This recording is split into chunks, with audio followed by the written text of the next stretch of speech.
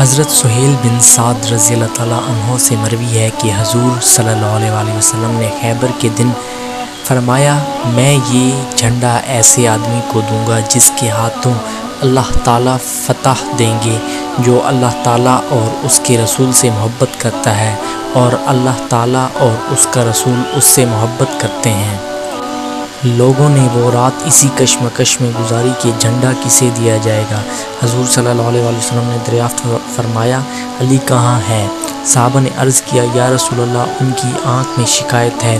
حضور صلی اللہ علیہ وسلم نے فرمایا، انہیں بلاؤ۔ انہیں لایا گیا تو حضور اکرم صلی اللہ علیہ وسلم نے آپ کی آنکھوں میں اپنا لعاب لگایا اور دعا فرمائی تو ٹھیک ہو گئیں، حتیٰ کہ ان میں درد تھا ہی نہیں۔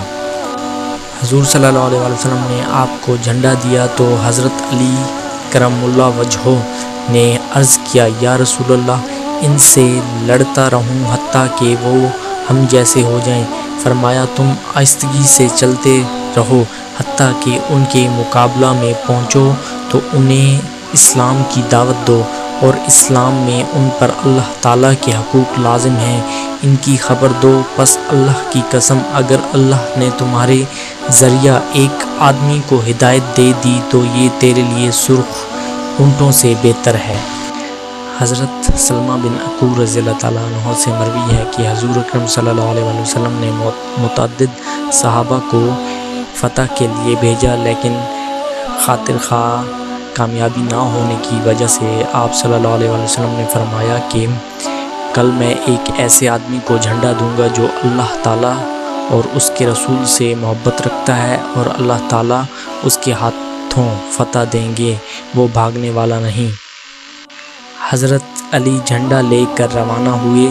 اللہ کی قسم، آپ دوڑ رہے تھے اور میں آپ کے پیچھے آپ کے قدموں کے نشانوں پر جا رہا تھا، حتیٰ کہ آپ نے جھنڈے کو قلعہ کے نیچے ایک چٹان میں گاڑا تو ایک یہودی نے قلعہ کے اوپر سے آپ کی طرف جھانکا اور کہا، تم کون ہو؟ فرمایا، علی بن ابی طالب ہوں۔ یہودی نے کہا، تم غالب ہو گئے، قسم ہے اس کی جو حضرت موسیٰ علیہ السلام پر نازل ہوا۔ جو اس نے کہا، پھر حضرت علی کرم اللہ وجہہ نہ لوٹے حتیٰ کہ اللہ تعالیٰ نے آپ کے ہاتھوں فتح دے دی۔ دوستو، اگر آپ کو ہماری یہ ویڈیو اچھی لگی اور آپ مزید ایسے اسلامی واقعات کے بارے میں جاننا چاہتے ہیں تو ہمارے چینل یونیورسل انفو زون کو لائک اور سبسکرائب کرنا نہ بھولیں۔